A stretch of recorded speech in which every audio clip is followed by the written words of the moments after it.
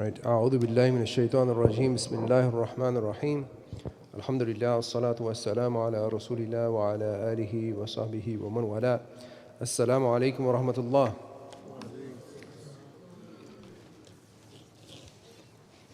So we are continuing in the series on the ideal Muslim, in the chapter of the Muslim and his children, Muslim and how he develops the best character in regards to his children.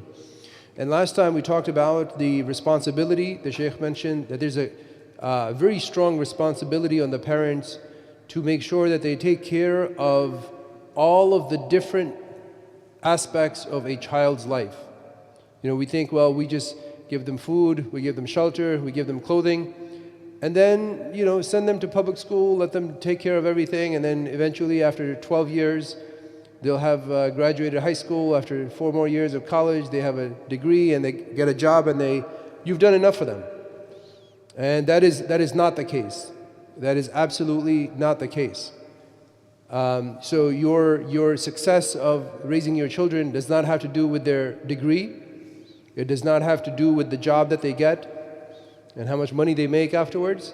It has to do with a lot of other responsibilities along the way. And those responsibilities include making sure that they have an Islamic upbringing, making sure that they're learning their religion from a young age, that they have a connection with Allah subhanahu wa ta'ala, that they grow up loving their religion, practicing their religion, that they understand they're emotionally strong, that they have their emotional needs are fulfilled, right? That their parents are telling them, I love you, son. I love you, my daughter. You're appreciated in this family. You're part of this you're an important member of this family. Like, do your children really feel that love, right? So there's a lot more emotional that goes into emotional and psychological upbringing, and then educational. When we talk about education, our children will spend 16 years of their lives for secular education that they will use for the next 40, 50 years. Right? But we spend very, very little time. If you were to add up all the time that is dedicated to Islamic education in a child's life, in a person's life, maybe you would say a total maximum of 1 to 2 years of education. Right? Going to Sunday school, going to the halaqah, going to a khatira here and there, listening to the khutbah, even though these are not even supposed to be educational events, right? If you were to tally up all of that, maybe 1 or 2 years max in their 50 year of life. And that is the education that is not going to help them for 50 years, but it's going to help them for how long? For how long? Huh? For? Forever. That's the education that is going to help them forever. For infinity. For the rest forever, right? And so think about the balance that we create in the lives of our children, that you dedicate so much time, and even 16 years is not enough, right? You want to get a master's degree, and you want to get a law degree, and a doctorate degree, and this degree, and that degree, and this specialization, right? And very little, and especially those people, the more education they do, the less education they do of the religious activities. So they keep dedicating more and more of their life to secular studies. And the next part the Shaykh he talks about, he says that the parents are responsible for a children's upbringing, their education, and especially the Islamic component of it. And he mentions the hadith that we have to tell our children to start praying at the age of 7. And you know, the vast majority of people, I'm sure the people sitting here right now, for example, if you pray in your homes, just as you just prayed right now, and you have a child, when that child turns 2 years old, they will be praying already. Yes? How many people had this experience? Raise your hand. You see a 2 or 3 year old praying with the family at home. It's very common. I have 5 children, every single one of them, by the age of 2, maybe even less, but maybe 1.5. You know, they don't know how to do sujood, but they'll just fall down on their face because everybody else is praying together. They'll stand there right? And they'll say words like they're pretending to read the Quran and they're saying all the wrong words. They're not even Quran. It's kind of cute, but this is what happens. When they see Islam being practiced, then they start to embody those same teachings. And so the Shaykh emphasizes this point that how many parents are there who are really enforcing this, that the child be praying, start to pray by 7 and is reprimanded for not praying by the age of 10.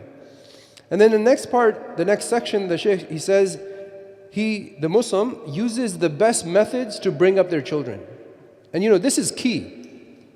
This right here, this section, and what the Shaykh just said in one sentence, is the key to understanding and to bringing up, raising children who are going to be, they're not just obedient. Obedient child can be obedient for why? Why are they obedient? 2 main reasons. One is what? What makes a child obedient? They love you. Yeah, exactly. They love you, right? They love you and they respect you. Or number 2, they're afraid of you. So just because they're doing what you want them to do doesn't necessarily mean that you're raising somebody who's going to be a good child, or that you're teaching them how to live life in a good way. And so it's very important. Just because you see, my son, I tell him, sit down and do the prayer, and let's go to the masjid, and if they don't, I'm going to punish them somehow, right? And so that punishment becomes the reason why they go to the masjid. And they grow up all their lives, 5 years, 10 years, 20 years of their life, they hate Islam. They hate the masjid.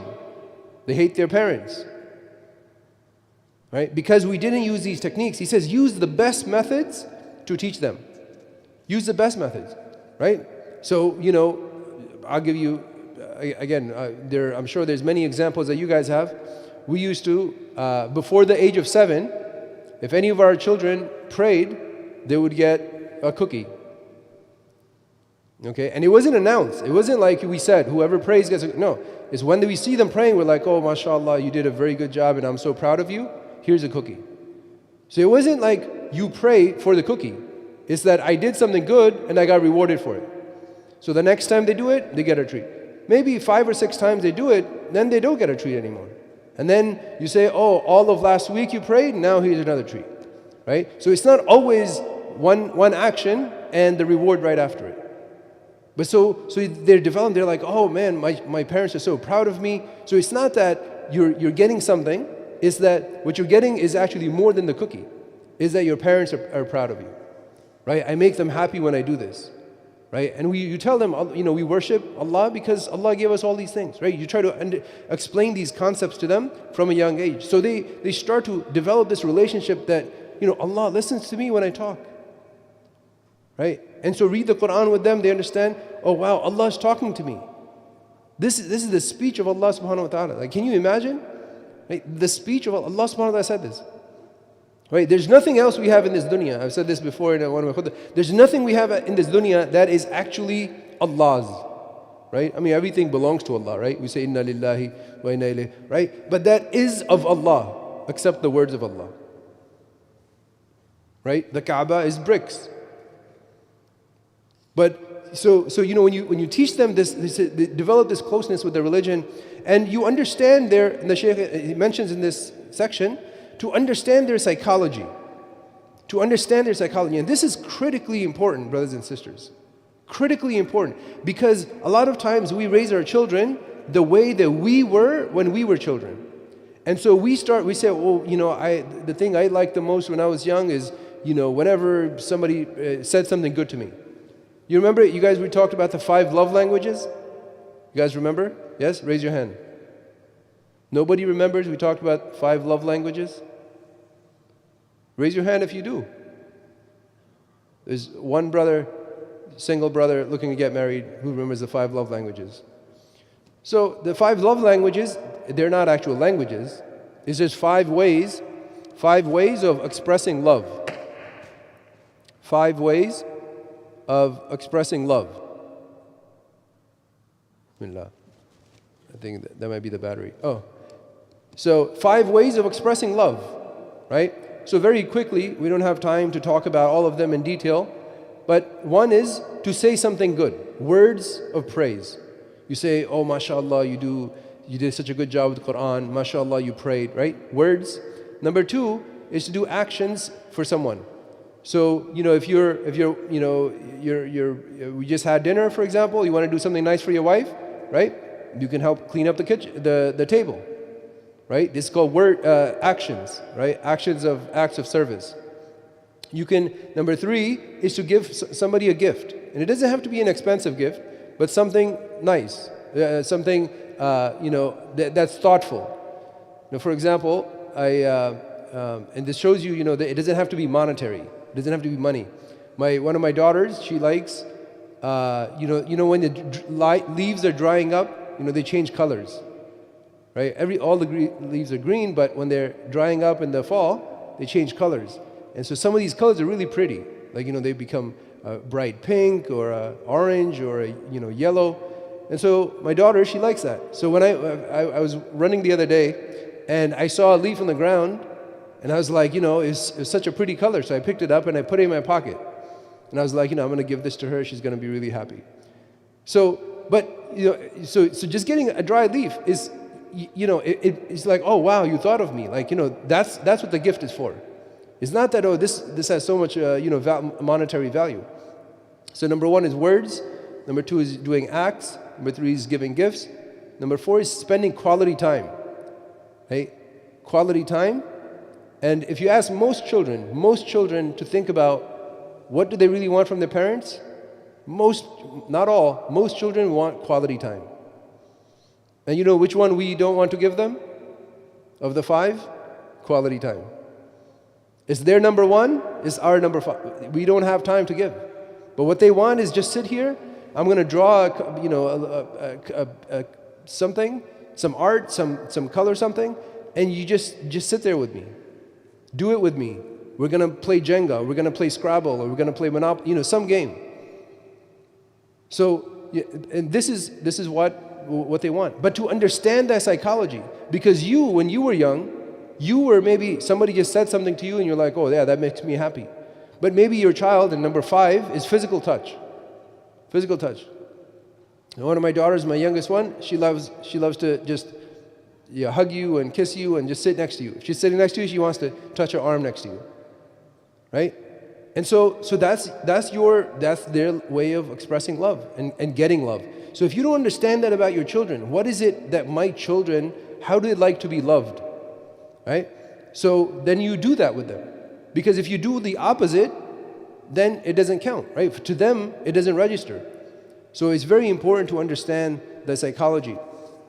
And he says, some people think that if a father comes down to his children's level, father comes down, he's a leader of the house, and he's a father, and so he comes down to the level of the children, and he's playing with them on the carpet, wrestling with them, or doing horsey back or something like that, right? They're playing on his back or something like that. He comes down to their level and interacts closely with them. This will diminish from his status. He's saying some people will think that coming down to the level of the children, this will bring his status down in the eyes of the kids. No way. Right? And one brother, he told me, and I can't forget it, I won't tell you which country he's from. He's older, 50, 60 years old. And he said, when we were growing up, he said, our father never spoke to us. He would not, so he felt that it was too low for me, his father, that I answer one of my kids. So if they said, Dad, we want a bicycle, right? And he would go like this. He would go like this with his head, go talk to your mother. What that means is that maybe later he will tell the mother, okay, they can have the bike, or no, they can't have the bike. But he felt it was beneath him to talk to the children. And he says, he said, most of my life I can't remember my father ever talking to us. He would either shake his head no, or he would go like this and go talk to your mother. And this is the mentality. And you think, this was common obviously back in those days, in the old days, and probably in some countries that's still the culture. And again, this reminds us of that hadith where the Prophet ﷺ was hugging and kissing and playing with, Hassan and Hussein. And there was a man, he says, I have 10 children and never, hugged any of them or kissed any of them. And the Prophet ﷺ was so disappointed, and he says, what can I do if the mercy has been taken out of your heart? Like, you have no mercy. So these things, they don't lower you. They don't, playing with them, making faces with them, being silly with them. It does not lower you in the eyes of the children. So inshallah ta'ala we'll stop there. And next week we have actually a very important topic. It's about children in the masjid, and a couple of other topics. So we will start from there inshallah ta'ala. جزاكم الله خيرا سبحانك اللهم وبحمدك نشهد أن لا إله إلا أنت نستغفرك ونتوب إليك جزاكم الله خيرا والسلام عليكم ورحمة الله وبركاته.